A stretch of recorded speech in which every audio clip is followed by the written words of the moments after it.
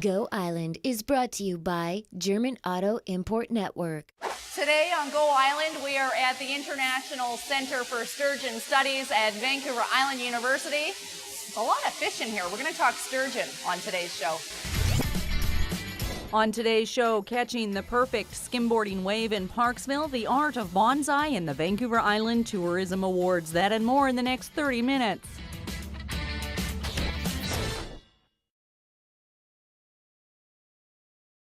You are watching Go Island on Shaw TV Channel 4. Sturgeon are considered living fossils. They are more than 160 million years old, yet today their future is uncertain thank you to the actions of us humans. We're going to talk sturgeon at Vancouver Island University throughout this edition of Go Island. But first, although our waves are unfit for surfing, and you're probably not going to find any sturgeon out at the Parksville beach, it's an ideal location for skimboarding. Royanne LaPlante checks it out.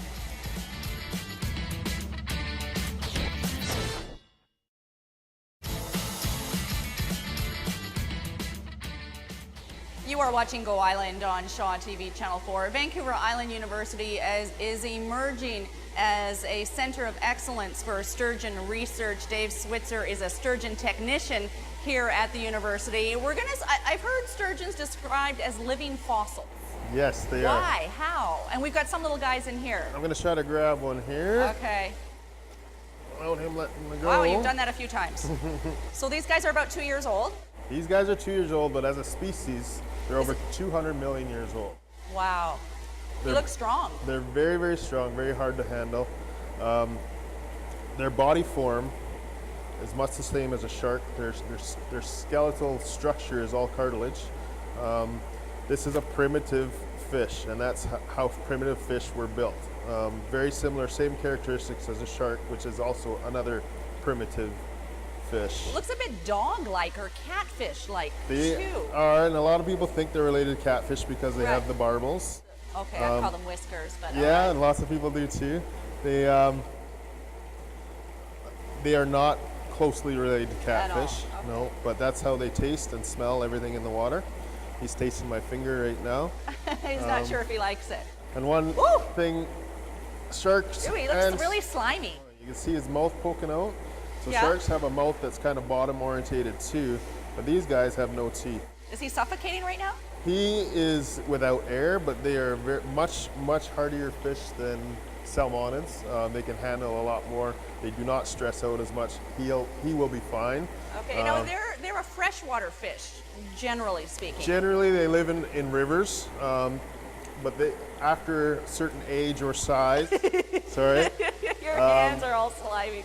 they can go out to the ocean anytime they want. They are super osmoregulators, which means they can handle going back and forth from freshwater to saltwater anytime they want. There's been big ones seen on the island and in the rivers, and it's thought that they're migrating here from other major river systems, so they're crossing the ocean. Vancouver Aquarium keeps their sturgeon in saltwater all the time. Okay, we're going to talk a little bit later in this edition of Go Island about the lifespan, and there's some babies and some older ones in different tanks here. But one of the reasons that sturgeon and some species are extinct and why their future is in question is because of humans. We're eating them and harvesting them. I've never eaten sturgeon. Who eats sturgeon? Almost everywhere else in the world, sturgeon is considered a delicacy. Here in Canada, not so much. It's just not well known yet. Right, yet being the key word. There's definitely poaching happening on the Fraser River, but it's not to the extent that it's wiping out the fish. It's definitely not helping.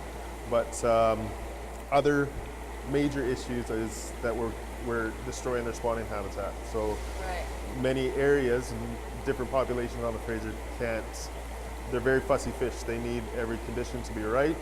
If we destroy their spawning habitat, they just will not, there's no recruitment back to the population, and they'll essentially reabsorb their eggs. Right, and you were saying that sturgeon tastes pretty good. It's a very oily, dense, white meat fish. Smoked is fabulous. Very, very good, yes. So maybe with some of the work that happens here at VIU, the stocks will be replenished enough that we can enjoy it here on Vancouver Island. Possibly. I'm digressing just a little bit.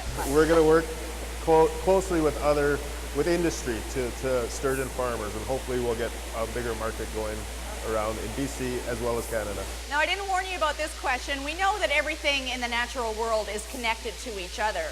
What if sturgeon were to become extinct? I mean, what role does this fish play in the overall healthfulness of our oceans and our lakes and our rivers? Well, this fish has survived as a species for over 200 million years. You'd think it would be able to survive us. Please don't let us be the ones to...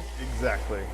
It would be awful for us to lose it based solely on our actions. It's an amazing fish. For it to live so long, it would be a tragedy for us to lose it. And it's gotten into the trouble that it's in now because of our actions in one lifespan of one fish. We're going to talk more about sturgeon later on this edition of Go Island. It's time now for a short break. Still ahead today on Go Island, acknowledging the best from the most beautiful place on earth and a big summer kayaking adventure in Courtenay. That and more still to come today on Go Island.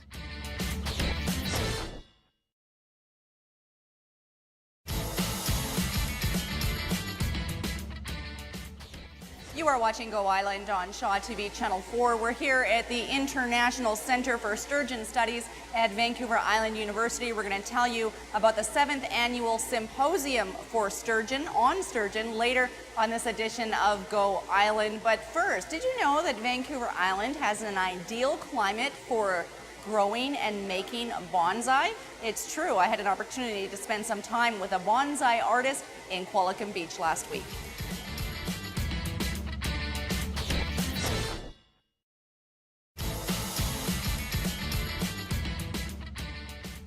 Peter does sell his bonsai, but make sure you have the time to take care of it. He doesn't want any more empty dishes being returned. You can reach Peter at 250-752-0176. You are watching Go Island on Shaw TV Channel 4. We're here at the International Center for Sturgeon Studies at Vancouver Island University. We're going to talk more about sturgeon before the end of this edition of Go Island. We live in one of the most beautiful places on earth, a place that thousands of tourists visit every year, but for us locals, sometimes we take it for granted. Every year there are awards handed out by Tourism Vancouver Island to recognize those places that are doing an outstanding job. Here's Nancy Wilmot.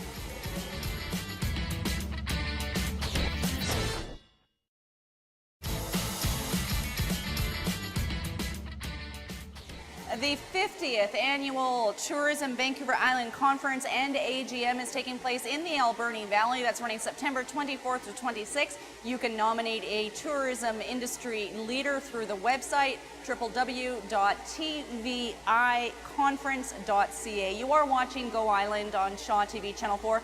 Another big conference coming to Nanaimo, Vancouver Island University, is the 7th Annual International Symposium on Sturgeon. It only takes place every 4 years, and Don tells me that it is a big deal. Yeah, it's a really big deal for us. Vancouver Island University and the City of Nanaimo joined together to submit a proposal for this event 4 years ago in Wuhan, China, and we got awarded it by the World Sturgeon Conservation Society, which is the premier organization, scientific organization that looks after sturgeon research around the world. And they have members in like 35 different countries. And so we're really looking forward to hosting members from all of those countries in about 2 weeks down at the Vancouver Island Conference Center. It's down at the conference center, not up here at the university. And what kind of things will come out of the symposium? Well, we titled the symposium Sturgeon, Science and Society at the Crossroads, looking at the challenges for the 21st century because, as you said in your previous discussions, mankind's development on the planet Earth as having an impact on our ecosystems and therefore on our sturgeon populations, which have been around for 200 million years. And so we're bringing together scientists and other policy makers and researchers to discuss those issues about what we can do as a society to make the right choices going forward to the benefit of the sturgeon. Now, what goes on here, is it mostly about research and learning about this prehistoric fish, or is it about finding ways to create more of it so we can consume more of it? Right. That's a really good question. What does go on here? Well, the concept for the International Center for Sturgeon Studies was to become a knowledge and innovation hub to do both of those things, to try and develop the knowledge that's needed by society and to preserve these ancient fish, And secondly, because they produce such nice white flesh, there's a huge market there for a farming or an aquaculture industry based on white sturgeon. So as Dave has said previously, poaching has impacted sturgeon populations globally. But there's a market for the fish, for the caviar, and for the meat. So we need to figure out how to do that from a farming perspective. So here at the Sturgeon Center, we want to develop knowledge to farm the species and to preserve the species. And we want to bring together those scientists that can do that. Okay. Have you ever eaten? Oh, I have. I keep getting hung up on this. I want to see it on a menu, I think. No, I have absolutely eaten it. It's a fantastic white flesh. It's great cold smoked or hot smoked, and I'm excited to be able to share the opportunity with other people. And a colleague of mine, Justin Henry at Target Marine Hatcheries on the Sunshine Coast, who has received babies from us for the last 10 years, has now developed the first sturgeon farm in BC, produced an award-winning caviar 2 years ago, and sells his meat into the Vancouver marketplace at the high-end restaurants, and it's terrific. Okay, now a symposium on sturgeon might not be everybody's thing, but there are two events, one tying in at the Nanaimo Museum, one at the Art Gallery downtown, that connect to this symposium as well. Yeah, there are. I mean, the symposium itself is a bunch of scientists talking language that most people wouldn't understand.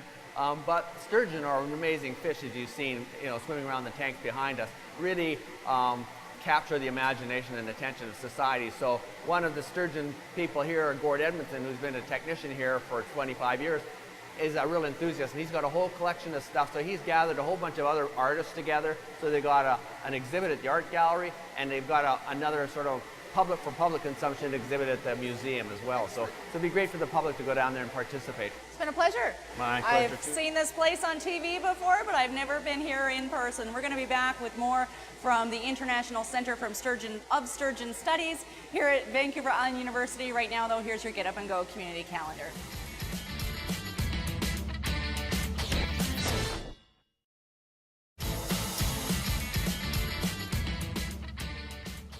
You're watching Go Island on Shaw TV Channel 4. We're here at the Center for Sturgeon Studies, International Center for Sturgeon Studies. We've moved into the nursery. Those big guys start out as these little guys. You describe these guys, Dave, as cute and vicious. They are quite vicious. How can they be vicious? Look at them. Baby sturgeon, for the first 8 months of their life, have very nasty little teeth, and it's just to give them a boost to survive in the wild. In these conditions, they like to grab onto each other and they will try to eat each other. Survival of the fittest, right? Yes, so we try to give them as much food as possible and keep the densities relatively low to prevent that from happening. And this is a very successful year. Is this the largest number of sort of sturgeon babies that you guys have produced? No, we have had more, but with this new building and all our new rooms that are being set up, we don't have as much space. So we've kept very successful spawning, very successful hatch rate, and we've got a lot of fish now. And how many are in this room? In this room, approximately 75,000. 75,000. And how many will survive? If we have 70% survival, that's very, very good, considering how much they eat their brothers and sisters. But even 50% is good. It's pretty good. And how big will these guys get? Full grown in 40 years from now? White sturgeon can live for 100 to 150 years, even more. The largest one ever found was 20 feet long. Oh my gosh. Our largest here is 7 feet long, so all of these little guys should outlive me and my kids. Well, there's a humbling thought. We're going to throw things over to Kate Brown and Courtney now. It's time for a big summer. We're going kayaking.